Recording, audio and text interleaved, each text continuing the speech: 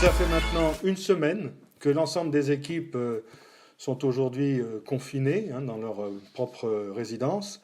Et on a pu tester pendant toute cette semaine la notion de télétravail et la notion de situation d'éloignement à travers toutes les équipes et tous les territoires. La première chose à laquelle je pense, c'est de féliciter les équipes pour leur implication à la préparation de cette période. Il fallait qu'on veille bien à ne laisser personne en isolement. Le confinement, c'est une chose, mais l'isolement, c'est plus grave.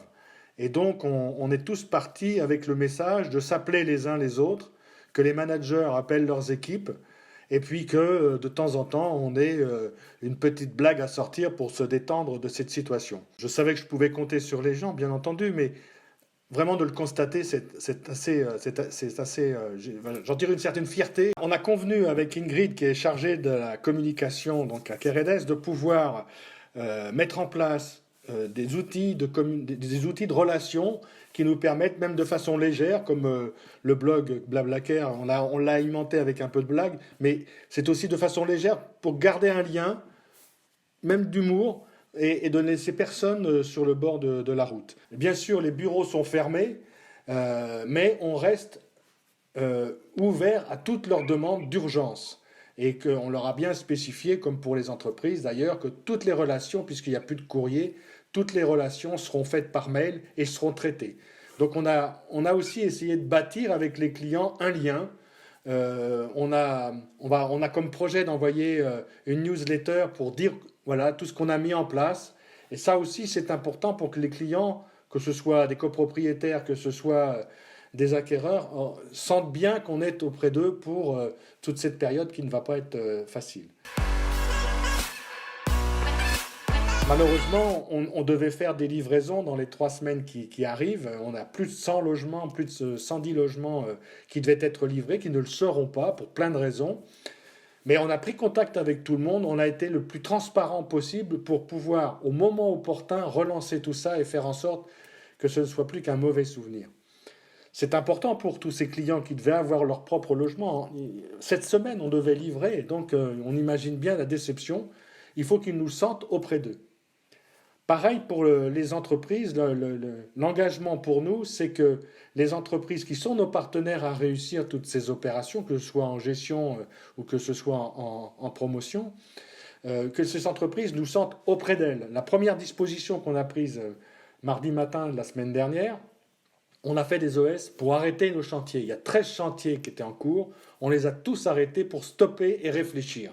Comment on allait pouvoir faire face à la fois à installer des chantiers en sécurité pour les compagnons. On a reçu les entreprises sur chaque chantier.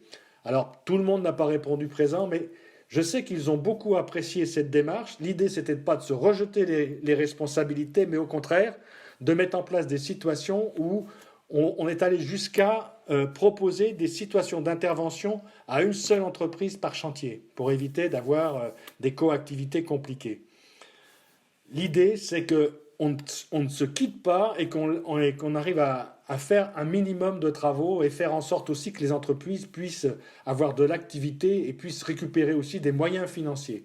Là aussi, on leur a dit qu'on était soutien.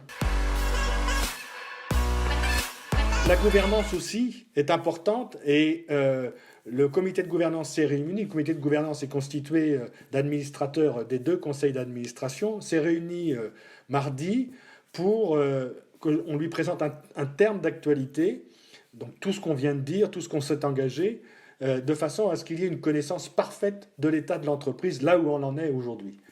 Et avant de partir, j'avais pris cet engagement que j'ai répété donc, au comité de gouvernance. D'un point de vue ressources humaines, j'ai pris la décision de garantir le maintien des salaires, peu importe la situation où chacun des salariés va se situer. Soit il va être en arrêt maladie s'il doit garder ses enfants, soit il travaille, soit il est en activité partielle, peu importe.